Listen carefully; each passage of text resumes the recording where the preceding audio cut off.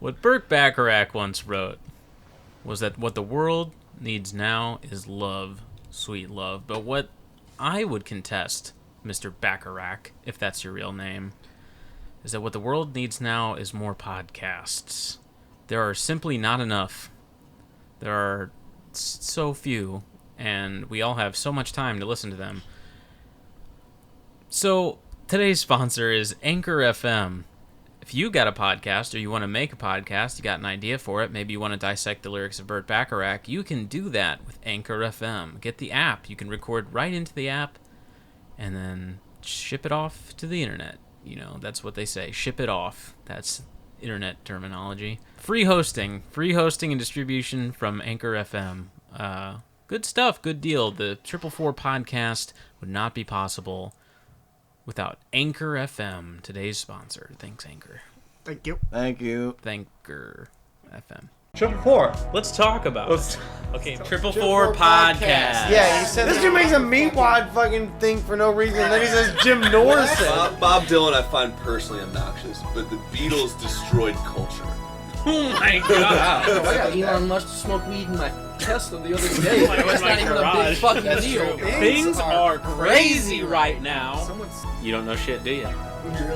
We really didn't. You know, you can't always get what you want, but you'll find sometimes that if you try, you just might get it. Oh, you get it! It's Angry Beavers. We can't. It's copyrighted. We can't. Yeah, you can't do that. Spotify will cancel us. For me scatting? Yeah. Yeah. Oh. Cut that out. Yeah, Dan died. We gotta do this ourselves. So we got canceled because you sang the Angry Beaver theme song. Oh, For like 3 seconds. So I don't know. I guess there's no more podcast. Yeah, Anyway. Fact of the matter is, welcome to the Triplefour podcast. Sup, foreheads. Triplets. Alternative name. Yeah. Heads. Another one. I don't like that one. I do not like that. PG-13 podcast so far. With me as always, and I want to hear the full fucking vocal range on this.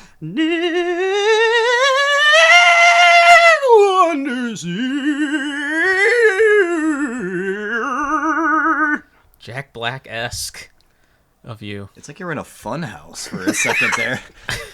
Yeah, we're in the fucking Carnival of Souls. And also with us today. I don't know close to top of Funhouse. It's me, Josh Zopful, hanging out here with a man that's currently in a carnival. So the first things first needs to be addressed. We just had a dining experience. Josh, you got to the restaurant first. Why don't you tell us what happened? Yeah, I arrived there a few minutes before you guys, and it seemed fine. I just walked to the table like you would casually do or normally do at that restaurant. And the girl came up to me, and it's like, hi, I was like, hi. She's like, so what do you have? And I'll just take a water for right now. And she's like, okay. I'm like, so, but I have like 2 others waiting for me. She's like, okay. And so, and she walked to go get the menus. I'm like, oh, okay, I guess I'm the problem. I'm almost certain this girl's younger than us. I showed up. Yeah. And sat down, and it took a while for her to approach. And when she did, she comes over, and I said, what do you have on draft? Because it's after happy hour, and I'm like, well, might as well order something that's not domestic, because it's not even on happy hour anymore. And she's like, oh, a lot of stuff. And then she she opens her, server book, and she just goes, Budweiser, Bud Light, Blue Moon. And it just like starts speed rattling reading. them off. Stella, Sam Adams, Shock Top, whatever. And real sales. Yeah, really great. And I was like, all right, I'll try the winter lager. And then she's like, are you 21? Yep. Can I see your ID? Yep. Show it to her. Hands it back. And then... But she goes over to me and it's like, so do you want anything? I'm like, yeah, I'll take a Bud. So, like, Bud Light? I'm like, no, Budweiser. She's like, are you 21? I'm like, yes. Can I see your ID? It was every table call. It was so awkward. Yeah. So like I was saying, when I walked in and you guys were sitting there and I sat down, and that first interaction, real clunky, and I was like, maybe it's me. That's what I thought immediately when I went in. I'm like, this is me. But yeah, shout out to your wait staff. Well, I guess it was the way she was talking too, because she was just Was like, her body language too? She was kind of just like, she's like, fuck you. it was almost like a character bit, like from a movie, like the person that just doesn't care. Like, Yeah. So, are you 21?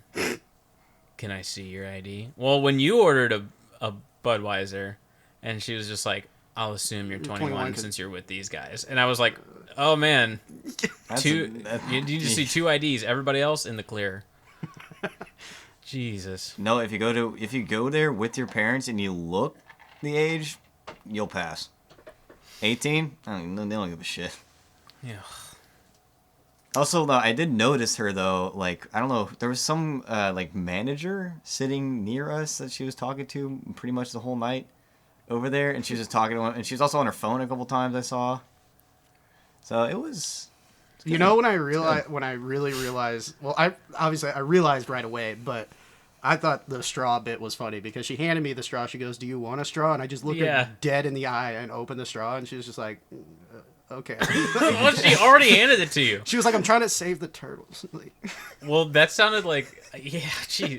You had the straw in your hand already. Do you want a straw? Yeah, okay. No.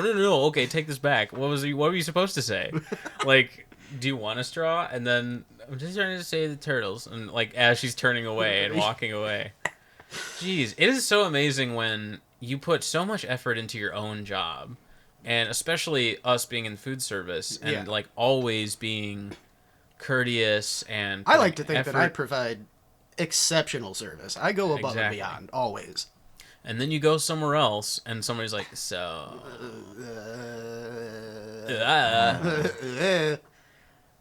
So what, you gonna, like, order? oh my god, so much. You guys want Bud Light, Budweiser, Blue Moon, Shock Top, Guinness. You guys want like food, I guess. What do you want, food?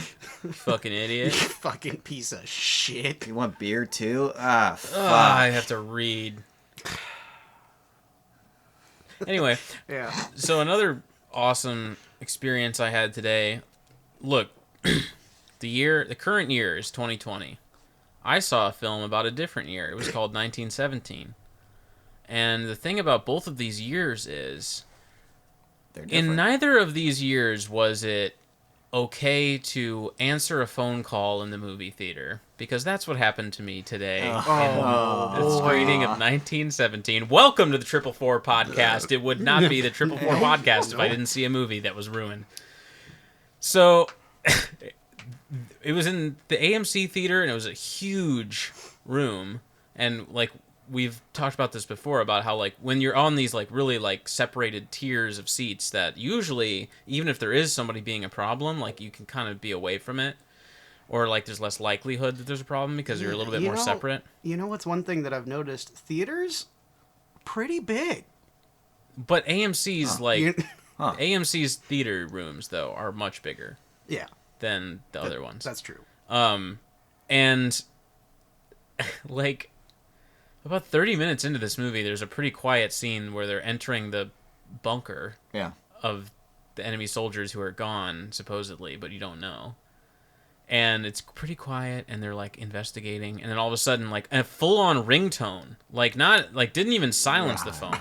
And it was, like, it might as well have been fucking OMC How Bizarre or something, you know? It was like,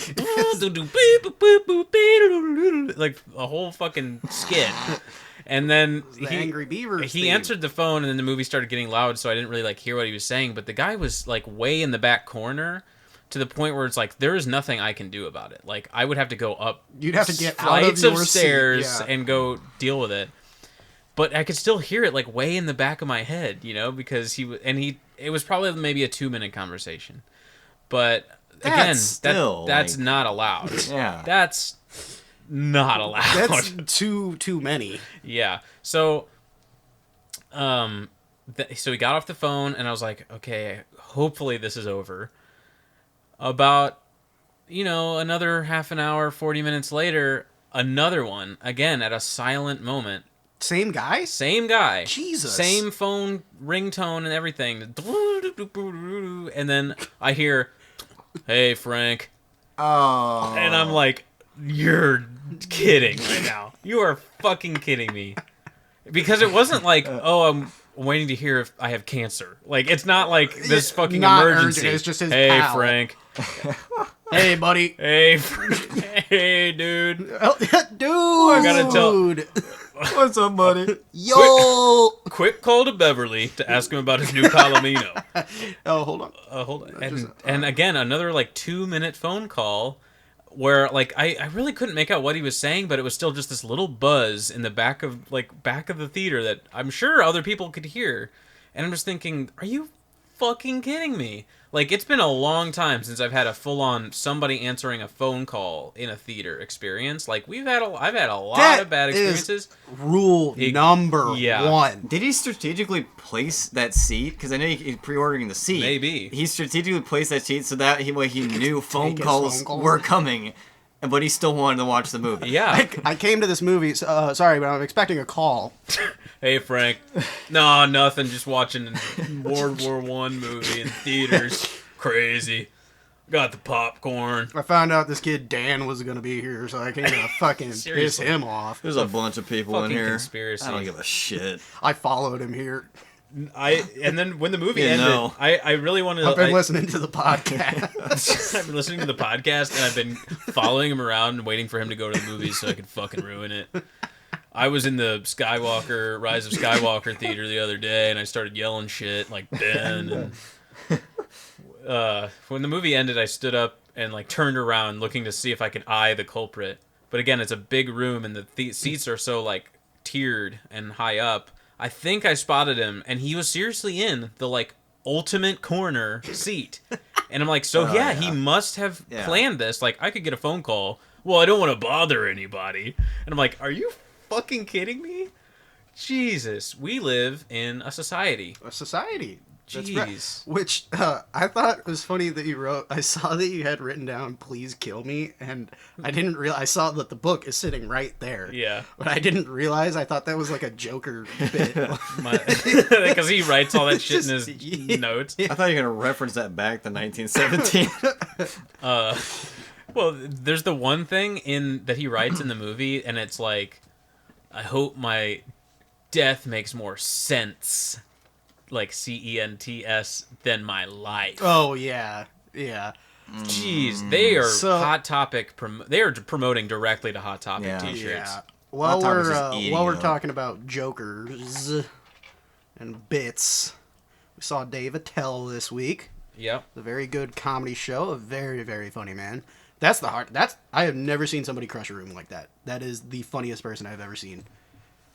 Let's start from the top with this night, though, because we bought reserved seats. Oh. I have to make a complaint. That'd be great. I have to register a complaint. We bought reserved seats, and I think it was at least $10 more, right? I think something like that. $10 to $12. Because normally you get them, they're probably 20. They're 25. Yeah, and then after service fees, it's 32. Yeah. Or something like that. These were 45 after fees. No, they were $50 tickets after fees. Really? Yeah. Well, look, maybe 48. I'm pretty sure it was 45 because I thought the grand total was 90 something dollars between the two tickets we bought. Wow. And pretty pricey. Yeah, that's pricey. Yeah. But you had the good idea, which was this is a comedian that will do crowd work, and we could be involved if we buy the reserved seating. And so we did that.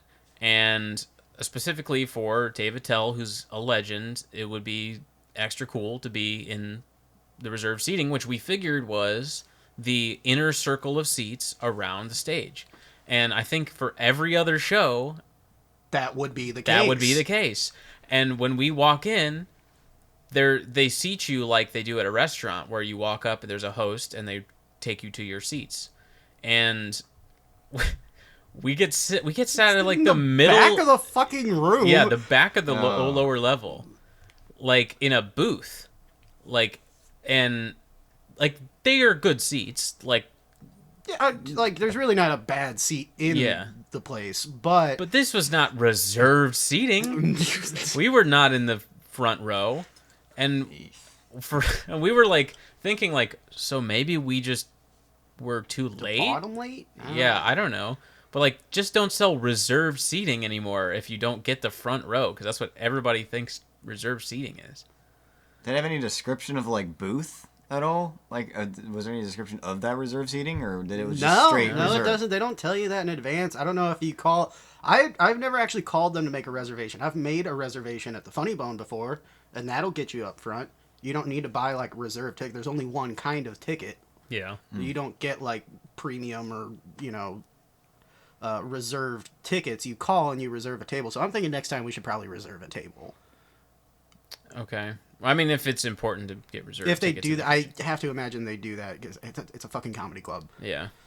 But I figured, because they write a number on the back of your ticket, and like they wrote 65 on our ticket, and 65, I think that was table 65. I took a Sharpie and changed to 1. Yeah, in the middle of the, like, at one point we were joking like, yeah, we should have been at one of those tables. Change it to 1. So what's extra funny, and Josh will appreciate this, is there we go. We saw some people we know. God. Oh, wait. We can't escape. Can't escape. You know, he who shall not be named. I know. Well, so he who shall not be named's girlfriend was there, right? And we saw this person walk in with my first interaction with Dave Attell was being in his way. Yeah. I didn't even see him. I didn't realize it was him. They walked in like an entourage, like going to the back, like through the kitchen. Yeah. Right after. And I was standing in front of the stairs, and he goes, "Excuse me," and like slips past. I didn't even see him because he always has like the hat down and the. He had a hoodie on. Dan was the one that told me. I was like, I didn't even realize it was him. I just saw her, and she recognized me, and I was like, "Hey, how you doing?" She's like, "Good." And like, fucked off with Dave Attell. Yeah. And we were like, "Oh, she's on the she's dais tonight." Yeah. Yeah. And so we sat down in the punk ass booth seats, and then punk ass reserved. We saw her walk in to the room with he who shall not be named. And we were like, "Wait, who's opening?" And we were like thinking I don't know how fun this is for the listeners, they don't know who we're talking about. No. But this real person, comedy power couple. Yeah, this guy is famously heckled me in my only stand-up set, and also not that like there's like this huge grudge against him or anything. It's just he seems to show up everur, and it's like weird. Since the fucking open mic that we went to, we've seen him like. For real, like you can't get away. And so we were like, I remember leaning over to you and be like, I wonder who's gonna actually be the opener. Is it going to be her or him? And then she walks out and she's the host, right? So, and she did 5 minutes, whatever a host does. Yeah. And we were like, okay, it was her. Which I was like interested to see what she would do, because I've never seen her do material. No. It was not good. Yeah. I feel bad because. I don't know. It was very no comment. Yeah, it was very I Am Lady comedian material. Like an Amy Schumer. Careful, dude. Whitney Cummings, Eliza Schlesinger, Nikki Glaser stuff. Yeah. Okay. And sex. Sex I have a lot of sex was a lot of the punchlines. Yeah. And she literally said, "I fucked a lot of dudes." Yeah, that was a line. Okay. Well. Anyway, so she goes, all right, and I'm happy we actually have a special guest dropping in. He's fucking awesome. And then says the name of who, and he steps out, and guess what jokes he did? Young grandpa. I'm a grandpa. Yeah, finally, yes. He did. We were laughing so hard. So yeah, he was doing. Yeah, those we had a bits. good bit. I leaned into Dan. I said, "Let it breathe," and then You have to. You have to. We were laughing so hard to each other, not at his jokes, just Just at the at the- idea that he was doing these jokes. Oh my god. So anyway, after the show, they did a meet and greet. I was looking at this poster here. That's what reminded me about aside from the fact that you literally wrote down Dave Attell. But also the middle comedian we should address. Oh yeah, Yeah, Ian Fidance. Ian Fidance, who I thought He was pretty funny. He was very hilarious. funny, yeah. I thought his name was Ian Finance because they kept saying that, and I was like, Josh would love this guy. I'm already in it. I'm already loving it. He was hilarious. Yeah, but go on. Very funny. Also, I noticed on the stickers that he gave us, he's got it's him with like a whole like his whole body is tatted, and across his stomach it says "ska," and then it says "pick it up, pick it up, pick it up." Does it?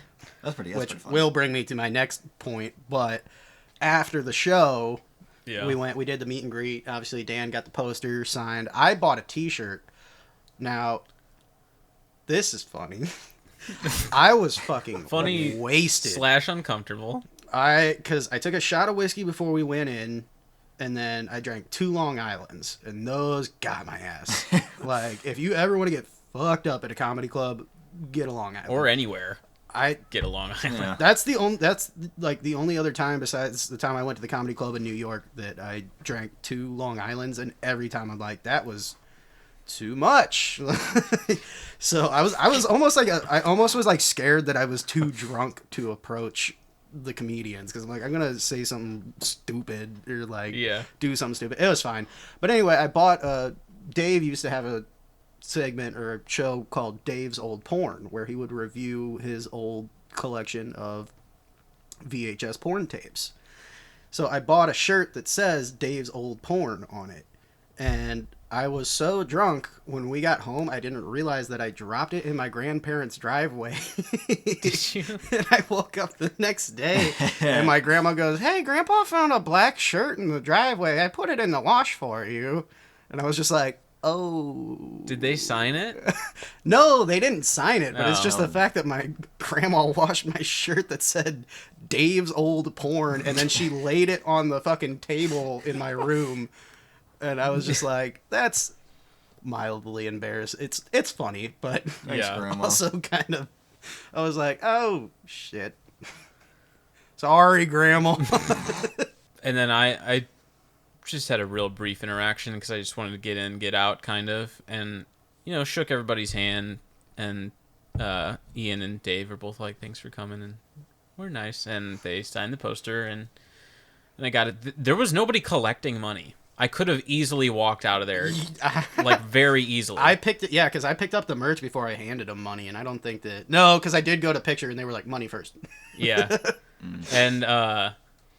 And ultimately, I didn't have any cash. Again, nobody was collecting money. There was no like Square reader or anything. And so I don't know if you remember, but I owe you $20. And Oh shit! No, you shouldn't could have have said totally gotten. Yeah, I there's shouldn't have said nobody anything. collecting money. Well, you know what? Out of goodwill, just forgive and forget. Okay.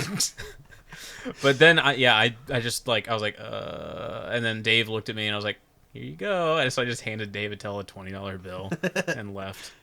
Yeah, I just want to say fuck Robert Eggers and listen to the Triplefour podcast, whatever the fuck that's called.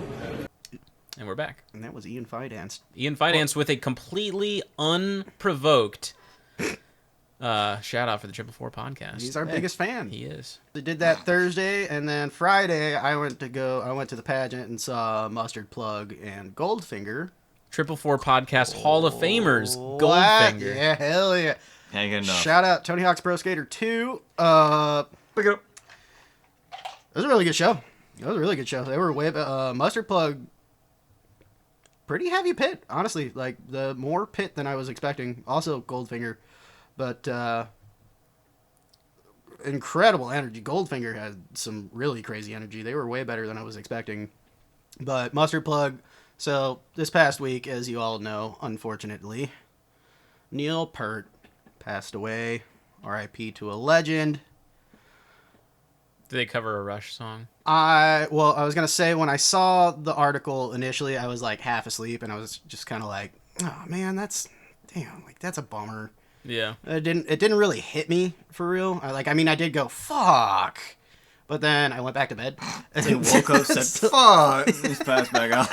woke up, looked at my phone. Fuck. Went to sleep, woke up. Ugh. But yeah, at the show, Mustard Plug played the intro to YYZ, and they gave a shout out, and I was just like, now it stings. Fuck. Not a guy I really pictured dying. You know, it's one of those. Like, I didn't think he would. Ever. Well, didn't he leave? Didn't he leave because of like health issues too, though? I won't think it was related to cancer, but it was something else. Oh, yeah, there was something with his wife and his kid.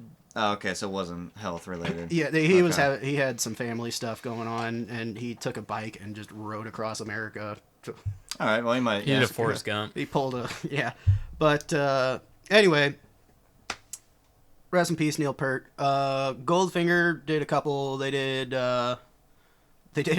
Song 2 by Blur. Yeah. Okay, That was fun. They had the guitarist who's actually from St. Louis. He was fucking crowd surfing and doing vocals for that at the same time. But yeah, that was fun. They did Spokesman. because he's from St. Louis. We got a Let's Go Blues chant going. Just the whole pageant. That's been every concert Well, yeah, for but a I mean, while. Well, once they won. see, he gave a shout out. He was like been- talking about how much the city means to him, and he really, means a lot to him. But there was a certain point where we went out. I was out in the smoke pit. Me and this one dude, this kind of an older, middle-aged punk with a leftover crack patch and like studs and shit. A classic punk. Mm-hmm. And we came back in. I had been in the pit for the whole show, like since we got there. And we come back in, and classic pageant. The security guard's like, "Oh, the pit's full. You can't go in there." So I'm like, all right, whatever. I had a couple friends standing off to the side, so I stood by them for a minute, but I really wanted to get in that pit, and I saw the punk walk up and get turned away, and he was pissed. And I saw him getting in the security guard's face, and I was like, this is a real punk. Like, I just ate it, because I'm like, yeah, whatever, But I saw him getting in his face to the point where I thought he was going to swing on him, but it got to the point where I guess he kind of convinced him, and he was like, all right, look, dude, just go around, like, there's a spot where you can go up to the front and come down a staircase and squeeze into the front of the pit. So I saw him run off for that, and I fucking grabbed him, and I was like, hell yeah, brother, let's go. We got down there, and he was telling me about his interaction with the security guard. I was like, fuck that dude. You could not let me in the pit at a punk show. Get out of here. Who's the real punk? No. But then, yeah, Goldfinger did a encore, and... Did they close with Superman? They did. They didn't close with Superman, but I did get to crowd surf during Superman. So fucking Okay. check. Wear your T-shirt. Little bucket list. I did wear my T-shirt. Hell yeah. Here I am doing everything I can. But they did do a cover of Knowledge by Operation Ivy. That was pretty cool. That's the all I know is that I don't know nothing. Oh, it's copyrighted. All I know is that I can't play this song on Not the again. podcast. Damn. Canceled again. Canceled yet again. We keep getting canceled every episode. It's kind of becoming a dangerous thing we're playing. But speaking of ska punk, I was gonna please kill me. I was gonna say, speaking of real punk, which real is what punk. you said earlier about the Oh, guy. yeah. That's a real punk. That's a real punk. So a few years ago, my friend Andy and I had a conversation at a bar, and I mentioned the band Fiddlar, and I described them to somebody else as a punk band. And you've heard Fiddlar, right? Would you describe Fiddlar as a punk band? Yeah. Yeah, sure. And my friend Andy, who They're a little on the poppy side. definitely, especially now. But it's punk. Yeah. Power chords, yelling, angsty music. It's the thing. And so Something anyway, about beer and skateboarding. yeah. Yeah. And so my friend Andy, who's very, very music literate and like knows a shitload more than I do about all kinds of subcultures and music history and all kinds of stuff. And he, when I said that about Fiddlar, he goes, "No, Fiddlar is not punk." And I was like, "What do you mean? Like they played like angsty power chord songs about like fuck you, drink beer," and he was like, eventually we kind of sussed this conversation out, and eventually he said there were maybe 20 punk bands. And I was like really shocked by that statement. And eventually at one point, I was just trying to figure it out. I was just naming stuff. I was like, are the Ramones punk? And he's like, yeah. I was like, is X punk or Fear or bands like that? And he was like, no. And I was thinking like, okay. And eventually he said, you should read the book Please Kill Me by Legs McNeil. And flash forward a few years, and here I am doing everything I can. And I purchased this book, and the last book I read was the Lou Reed biography, Lou Reed: A Life by Anthony de Curtis. And this actually was a really good thing to read after that, because this felt a lot like a sequel. And I think what I have come to realize that what Andy was talking about was the word punk having come from Punk Magazine, started by Legs McNeil and John Holmstrom and some other people. Mary Herron, who's actually ended up directing American Psycho with Christian Bale, was a writer for Punk Magazine. And so what he was defining as punk was this original New York culture of the late 70s. And specifically these bands that played at Max's Kansas City and CBGB, and like that scene. All the classic, yeah. Yeah, so Ramones, Dead Boys, like New York Dolls. What about like Bad Brains or Germs or? No, that's later. That's okay. Because I think Bad Brains is Washington. Yeah. And the Germs is L.A. That's like Decline of Western Civilization type stuff. Weird. This is very more specific. Like I was saying, like Andy said, there were like maybe 20 punk bands by this definition. Yeah. And I think that's what he was getting at, but I didn't read that way. And the question is like, at least for me, I'm not about to go out into the world and be like, there was only 20 punk bands, because I think the aesthetics and the energy and the actual instrumentality and musicality of punk music was established by these bands. And it has gone on to be a lot of other things, like the LA bands, like X and the Germs and Fear and those people. And what I actually, like, I learned a lot from this book. And it was like... Have you finished it? Yeah, I just finished it last night. Because I would like to borrow that, if that's okay. It is a big book, as you can see. I can but, see. It's a thick boy. But it was awesome. But I've never read an oral history format book. And so basically there are no, like, just regular paragraphs. It's entirely quotes. So it just goes from like Scott Ashton from the Stooges, and then Iggy Pop, and then Kathy Ashton, his sister, and James Williamson from the Stooges. So like, and like the sort of narrative that this book follows, it starts with talking about the Velvet Underground and the Doors, and then it goes to then it goes to the Stooges, and it kind of talks a lot of the Stooges are kind of like the main focus of like the first half of the book, I'd say. But then it gets into the CBGBs stuff and talks a lot about television and New York Dolls and specifically Richard Hell. Gets a little bit into the Ramones, the Sex Pistols. What the hell, Richard? Exactly. One thing that I like had no idea about though was, and Richard Hell is on the cover. I think that's Richard Hell right there. Richard Hell, who was originally in television, and then was in the Heartbreakers which is the band on the cover.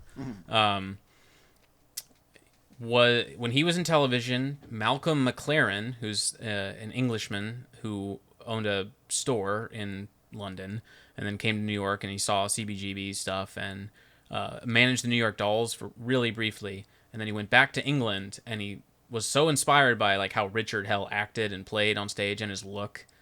And he found this band in London, and I said, I'm going to manage these guys and model them after Richard Hell. That was the Sex Pistols. Okay, I was going to say Sex Pistols. Yeah, okay. so like, and that was something... Sex Pistols started the Brit. Yeah, which... Punk, yeah. I just didn't like make that connection. Like, well, specifically through Richard Hell and this guy, Malcolm McLaren, who like modeled them after him. And then, like, this book in particular... It talks about how when the Sex Pistols came to North America to do their tour, they did one full tour of North America, and by the end they had imploded, and I think it was Sid was like, I'm not doing this anymore. And all of the like the Sex Pistols were way more like in the headlines. Like punk was in New York was still such an underground thing, and headlines that read anarchy in the UK. Right. Well, the stuff that says like the Sex Pistols are coming to, like steal your daughter and turn them onto drugs and all that like really like fanatical stuff. Yeah. And that's kind of what the Sex Pistols were drawing attention to, and so the term punk became associated with that because they were inspired by the original punk movement from New York. And so then the word punk got so dissociated from what the punk magazine guys There's one I had describing. Saved from the other day. We'll find this real quick. But it's kind of a sad ending. Scarch, can you pull up that clip? Yeah. Thanks, Scarch. Thanks, Scarch. Thank you, Scarch. It's The Day My Kid Went Punk. It's a short little... check it out. Okay. Just check it out. I don't have anything to say about it because I haven't watched it yet, but it caught my eye the other day, and because I saw a clip from it, and it's just like a bunch of... Yeah, it's like parents being like, my kid's a punk. Yeah. So like all these people that were not 80s familiar stuff. with it, like this is at the crossroads of, the invention of punk and all that, and old people not understanding what the hell is going on, what the Richard hell is going on What around in the here. Richard hell?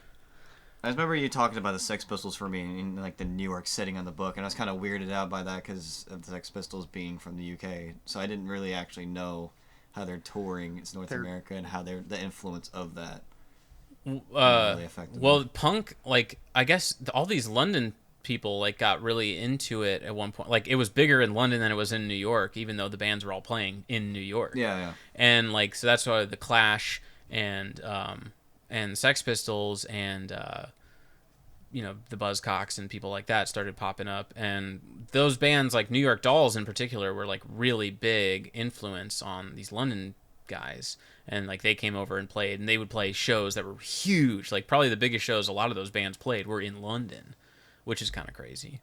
But yeah, the book is amazing. I like, it's really gritty. Like it feels like I've never read a book that I would describe as like a tell-all, but like pretty much all of this is like stuff about like all of them were addicted to heroin.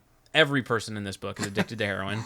They're all like very sexually experimental. They're like everybody like They're dyeing their hair green like the Joker. Yeah. One last thought though. It's getting crazy. Things are getting. Is it just me or are things getting crazier out there? Catch me at the improv shop. One last thing about the book was I like have been thinking like I never was interested in New York City. Like I never thought like that would be a place I would want to live. I love New York. I don't know. You have one of those T-shirts? I don't know if you've seen the shirts, but I feel like I heart New York City. Okay. And but like, and I know this is a completely different New York than the one that exists today because this is the 70s New York, and it's like what, clean now? Like, neighborhoods aren't the same. Like Harlem is safe, right? And like CBGB was in the Bowery, and like the Bowery was like a problem then. Harlem is like a tourist spot now, right? This is kind of the point I was going to get to though. Like this kind of like romanticized New York. I mean, there's a lot of things that have done that for me. I mean, but like it's funny because I was looking up, like what is in the place of CBGB or Max's Kansas City or some of these venues that they mention. CBGB is now, the building that CBGB's was in is now a designer men's clothing store called John Varvatos, and it's next to a Patagonia outlet.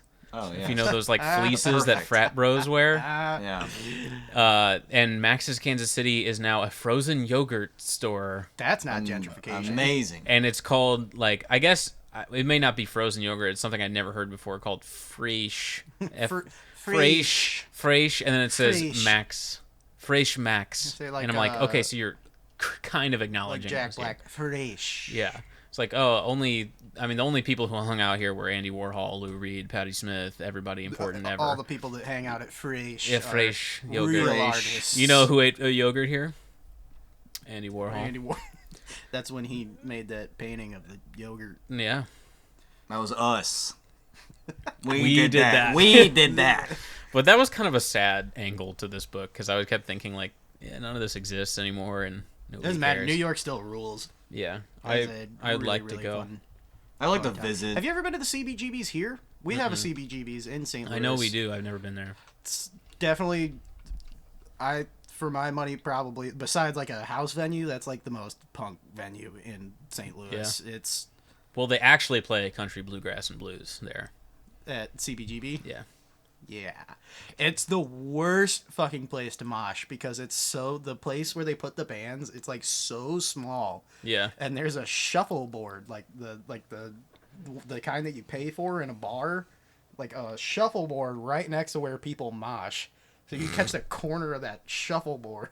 Oh shit! I think You're fucked. I mean, that sounds like it's trying to kind of emulate the experience of the original CBGB, because the one thing that I read was that they said, like, if you had to go to the bathroom, you literally had to walk right in front of the stage. Like, it was like stuff like that. So, Classic. great book. Check it out. I want to read. I will. I'm gonna read this one next. But I also want to read. Making movies. There was- Dan is making movies. Maybe. Oh, it's by you, huh? There's one called Our Band Could Be Your Life, and it's 1980 to 1991, I think, and it's basically like 13 chapters about 13 different bands. So it goes through like the Replacements, Husker Du, Sonic Youth, a bunch of like indie underground acts from the 80s, Okay. which is cool. And you know who probably Else is pretty punk rock. you know who else is punk? In the terms of A super rich weed podcast man, Super rich. Elon Musk, becoming a father soon. it's actually pronounced E-Loan. An E-loan. Can I get a small E-loan of $1 million? Elongated. Elongated Musk. Elongated Musk. And You know, if he doesn't name his son or daughter, whoever, elongated, it doesn't matter when it comes out with. If he doesn't name it elongated, what's this whole bit about? This has been the joke. What is the child of Elon Musk and Grimes going to be named? Tesla. Could you imagine? That's some Kanye West shit. Like, to name your child after your own product. And I think it was my friend Brandon McCallie on Facebook. He was like, what if it's just like Tyler? I'm going to name her... That would be the weirdest thing. I'm going to name her N64. N64 Musk. What if the baby comes out and it is just a Tesla Model S? Like, No, the baby they're like, all right, and I christen you Joe Rogan Experience Musk. and there's like a little quotation, DMT. DMT Musk. Yeah, in parentheses. The first name is in parentheses DMT. Joe Rogan Podcast. Middle name DMT Musk. Middle name episode 1561. Like whatever the one Elon was on when he smoked weed. You could also go like a Shakespeare route and put Elongonius.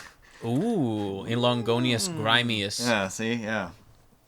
Grimius Musk. Musket Musk. That Elon. That might be the name. Is Just that that the noise. sound of Oh, a good. bit dying? No, that's Elon's kid's name. Honestly, Musk. out of the box. Good job, Elon. Out of the Box, the children's TV show.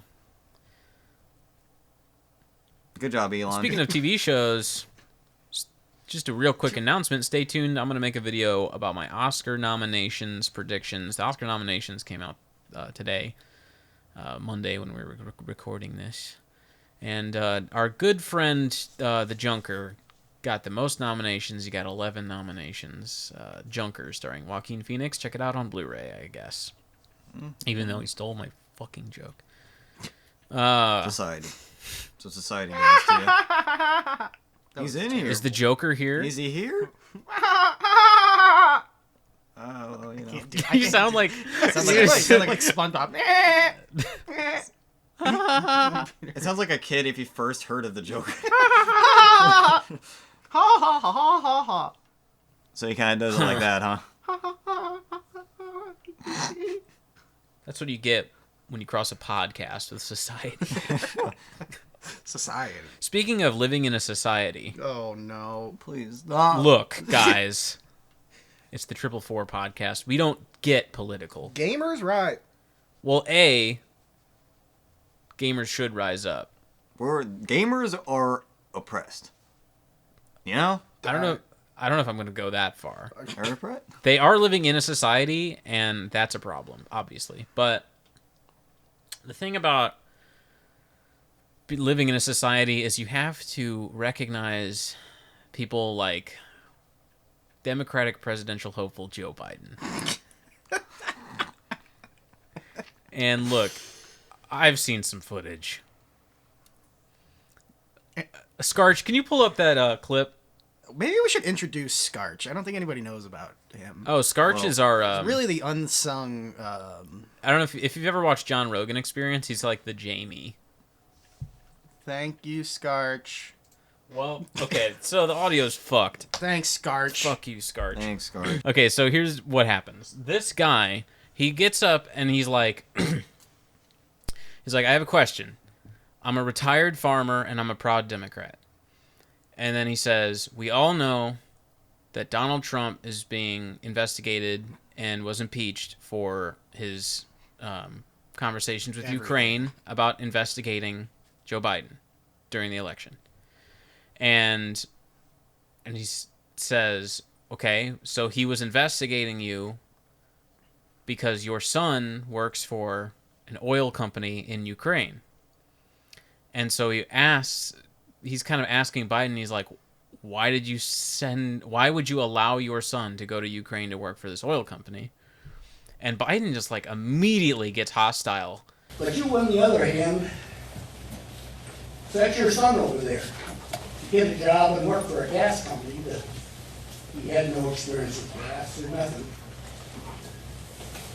In order to get access to the public, for the president. So you're selling access to the president just like he was.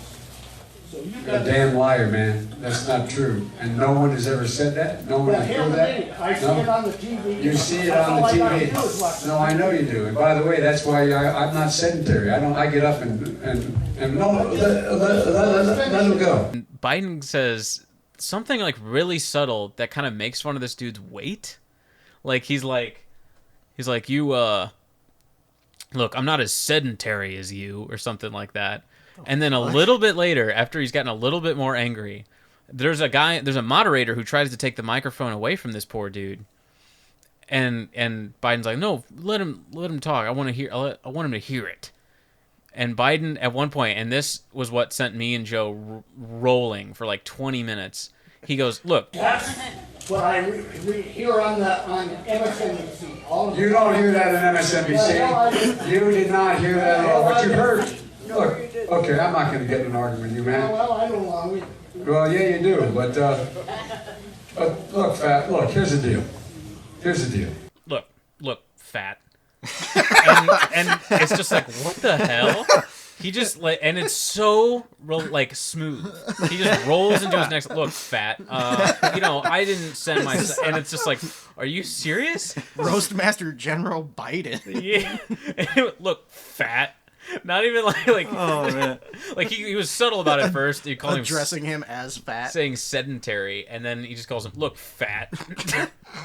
You even give him a name. That is his name now. And the last thing he like says, he says like something like, "Just sit down.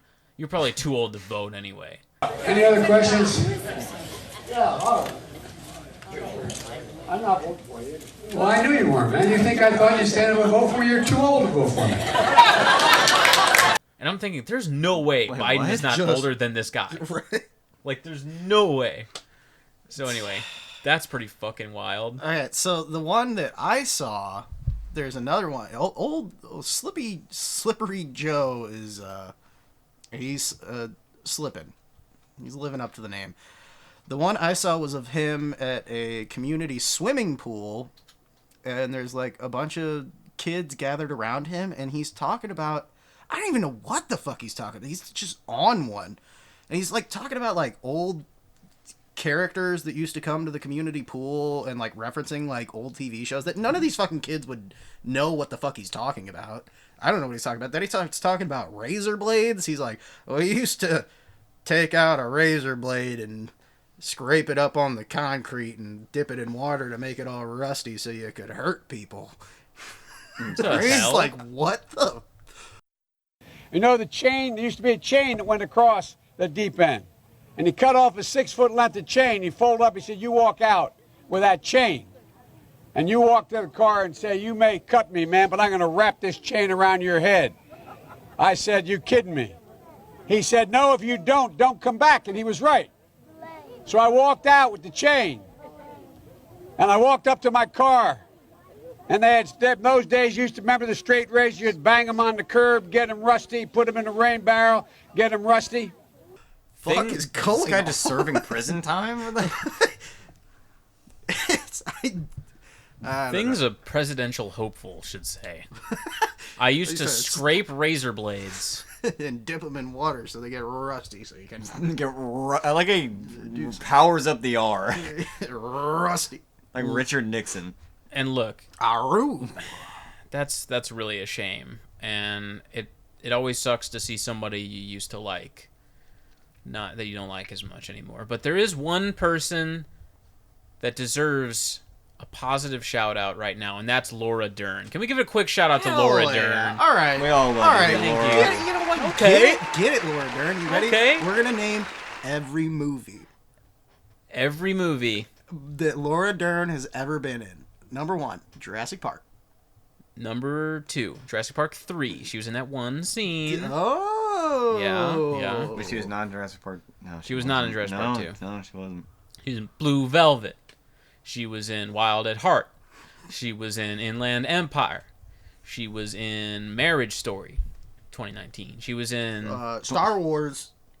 Little Women, 2019. That was Last Jedi. Last Jedi, yeah. She did do that awesome thing with the. She did this. Like, What's She it called? split this, like she put the battleship in half. She went to hyperspeed and flew through that other ship. Oh, yeah, I forgot that Laura Dern has a hyperdrive. Yeah. The visuals on that. were good. Herself. She herself, and, biologically. Yes. Born with a hyperdrive. Any moment, she just. That's actually the name of her book. That's why she Laura keeps Dern, knocking out the born movies. with a hyperdrive. She keeps knocking Chapter out these 1, movies. How I Got the Hyperdrive. Well, it all started. And I want to, well, so anyway, shout out to Laura Dern. That's our little posy vibe. for the day. You said she was nominated for Supporting actress. Marriage Story. Marriage Story. Okay, yeah.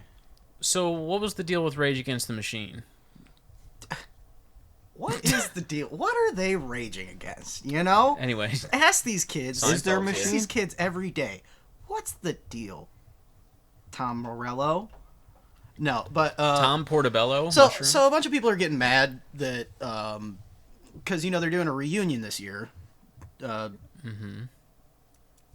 Zach De La Rocha, who has not been with the group for some time, they disbanded Prophets of Rage because Zach. We saw that. We saw that show. together. It was a good show. It's the same thing, just with fucking Different Be guys. Real and Yeah. fucking Chuck D. But what was I saying? Oh yeah, They're playing Coachella. they're playing. That's So they like their signed. first They thing. signed on because they're doing the reunion, and it's such a big band, and they haven't been around in so long. Like so many people want to see them, so they're doing all these festivals because that's the biggest venue where they can fit the most people. Makes sense, right? People are getting mad because they're like, oh, well, they're fucking sellouts and blah, blah, blah. They're not raging against anything anymore. They rage against the... They should just drop the rage and call it the machine. Like, Rage people are against just going off on the internet like, fuck you, you have so much money, and how are you going to charge $500 for Coachella tickets and blah, blah, blah. And it's like, they're not the ones booking the festival. Okay. They're playing the festival, and here's the thing about Rage Against the Machine. I know that Zach De La Rocha is going to use that as a platform, and that's the whole point, is that's where they can reach the most people, and not just that, rich motherfuckers that need to hear the shit. We actually had this conversation on the podcast before. Did we? Yeah. Fuck, But- I'm mad, all right? You know what? No, I'm on the. I am one of those people. I think it's fucking lame that they're gonna come back and they're gonna play Coachella. Whatever. Because you're like, it's not them booking it. Okay, but they can say no. True. Yeah, They somebody could was like, play well, a- if they were really rage against anything, they'd put together their own concert. Raging all their way to the ATM, Really rage against my pocketbook. the automatic teller machine. Rage against Joe Pesci. Oh no, Oh, we don't want to you do can't that. do that. Oh, it's Jack De La Roca. Punching Rage Joe- against Baby Yoda. Oh, Hold on. People aren't gonna Hold like on. Hold on a minute. We're intrigued. that. People are not gonna like that. It's so, I don't know. It just, like, it's not, like, on my mind. I just think it's, I don't know. They can do a fucking national tour. Well, either way, I'm fucking excited because there's a rumor that they will be at Riot. I already bought my tickets for Riot Fest. It's not till September, but if they're there, I'm gonna lose my goddamn mind because that is definitely a bucket list band for me. I don't care who wants to call them sellouts or whatever. It's gonna be fucking tight. My Chemical Romance is also playing at Coachella, I think. Right? Really? Maybe. I don't think I know they're maybe. doing a reunion this year too, as well as No Doubt. But you know who is playing at Coachella? Ninja. Danny Elfman. Is he? Yeah. He's playing. No, I Classic. haven't seen we don't know what the lineup for Riot Fest is yet. They haven't released it. We just bought our early bird tickets because we know it's going to be a big year. Actually, I just got an email, and it's the lineup for Riot Fest. You want to know who's on there? Baby Yoda. Boompa? Dude, Day one I'll pay purchase. $180 for Boompa. Oh, thank Boompa? God. Shout out Boompa, dude. What's up? Oh, man. Dr. Pepper. Dr. Pepper. He's doing a comedy set. Rafe Oh, Williams. my God. Rafe Williams. Wow. This is a really diverse. There's a lot of comedy at this music festival. Very diverse festival. We're going to see Joe Pesci. It's just going to be a JPEG of Joe Pesci, and they're going to put it up on the screen. Joe For an Pesci. hour. A I want like hologram of Joe Pesci. A JPEG of Joe. I thought it was gonna be a .mov. A Joe Pesci. Joe Pesci JPEG? Jake Pexy. Joe Pesci JPEGs. Great band name that we should start. Joaquin Phoenix as the Joker Is going to kill one person at Riot Fest. Be there. And he just comes on stage and says, "Society." He says society, and then he says, goes out into the crowd, and he kills one person. Society. Oh, okay. Well, You know that band Better Than Ezra? Are they gonna? They're gonna be there. Maybe.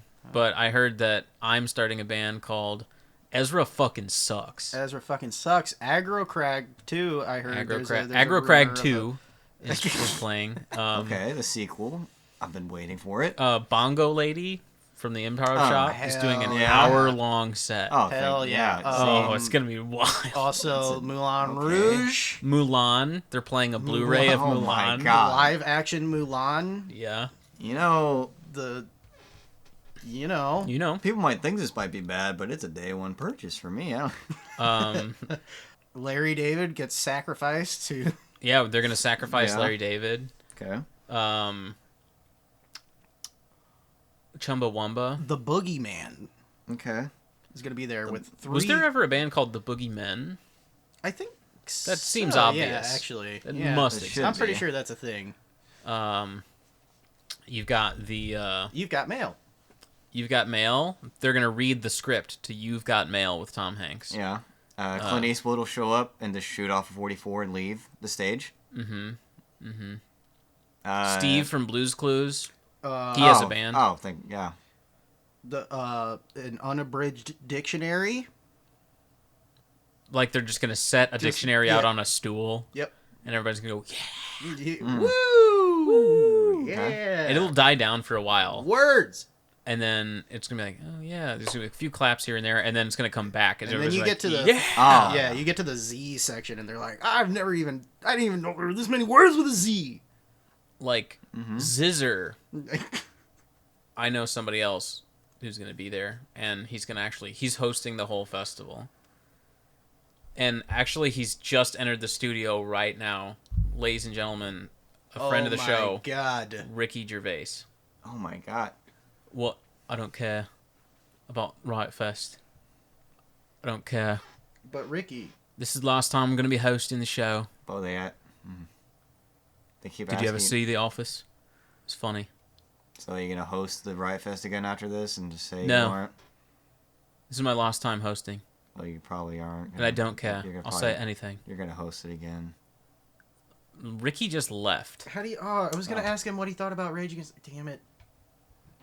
All right. The shite. Oh, He came back in. He came hold back in on. for like 1 Hold second. on. Oh, he's definitely gone now. there is a band called. I don't know. I think he said wank really loudly. I couldn't hear it. but- Yeah. He Oh, just, there it he was. just- He's gone again. Final words from Ricky Gervais. That guy just... The W word. Yeah. Not okay. I wasn't Not okay glad looking at that when he was saying it. Somebody threw trash at me on the highway the other day. It was Ricky? Might as well. Might Okay. as well have been Ricky. He's Threw out a there. whole to-go box of food at my windshield. So what? what kind of trash did yeah, they what kind of throw at food? you? I told you. It was a to-go box, Oh. like, from a restaurant. Oh. And it probably, like, it had, like, brown Was it kind of around the... was it in a bag? Was it styrofoam? No, just a or, styrofoam box. Did it have anything in it? Did it I think so, because it explode? had weight to it. Oh. It didn't explode. It kind of just went right underneath my car. What the Now, this was this person's retaliation because he didn't get to be first in the merge line, going from Olive onto 141. Oh, this happened on Olive. I threw an ice It cream. wasn't on Olive. I threw an ice cream bar at a guy on Olive one time. It hit his windshield, and he gave me just the most. You could have killed somebody. It was like a hot summer day, and I was in the car, and it was like melting, and I couldn't do anything with it, so I just threw it out the window, and it hit this dude's windshield. Man, that all is nuts that fucked. time of year. Olive is crazy. One time, JT smoked a dude in the face with a fucking Wheaties. A single Wheatie. You know, like Just frosted one? Wheaties. Yeah. So like that used to be like one of my favorite snacks, just dry Wheaties, because it's you get a little bit of fiber, just a little bit. Well, yeah, now when it's chucked But at you at it's- 40 miles an hour. It's a decent snack because it's just filling enough to kind of get you through if you're like really hungry. But anyway, I had a bag of Wheaties in my car. No box, just a bag of Wheaties. Whole bag. And JT was sitting in the passenger seat, and he takes the bag of Wheaties, and he's eating a couple, and we're driving next to our friend, and he's trying to throw one out the window and hit him while he's driving because his window's down too. And then our friend like got stuck at a light, and we were passing this like some kind of higher end Asian restaurant in Olivet. And there was this dude with his lady and like an entourage, but he's with his lady and they're like all dressed up. This dude's in like a nice vest. And JT just, we're doing like 35, 40. And JT just full force smokes this dude in the face with a Wheatie. Like right in front of his chick. Like just like, boom. And he was just like, a Wheatie. You know what just And that hit guy you? threw a Wheatie at me. I think it was just a fucking weenie that hit me. I wouldn't even know how to fucking react. I'd be like, a Wheatie? Of all things. Really? That guy's day was probably fucked by that point. God, I know that had to hurt. Yeah, I just had a good A dinner with my dry Wheatie at fucking- like 40 miles an hour. 40 mile per hour dry Wheatie. You got fucking Wheatie. The new drive- album. just had a good by Acid dinner Bag. with my girlfriend, then got hit by a fucking weenie going out Olive. drive by a fucking Wheatie. I'm gonna have a great evening. I wonder if there was like Nobody's gonna throw a fucking Wheatie at me. I wonder if there was like an outline of a weenie on his face when he went into the building. It's like, yeah, some asshole decided to fucking chuck a weenie at me going 40 on the highway. I'm sorry, I don't. So if you're in the St. Louis area and you get hit by a Wheatie, You know. no, but seriously, folks, if you're in the St. Louis area, there is a little rock show this weekend, Oh hell yeah! I heard about that. and Nick is gonna tell you the details. Go ahead. Friday, January 17th at New Craig. It's a house venue. New Craig. Look up New Craig as opposed to the Old Craig. Old Craig sucked. I still don't know where this place is. I'm playing the show. We're playing. Who Goes There is on the bill with Inches from Glory. Shout out to our good friend Our Marty. friends.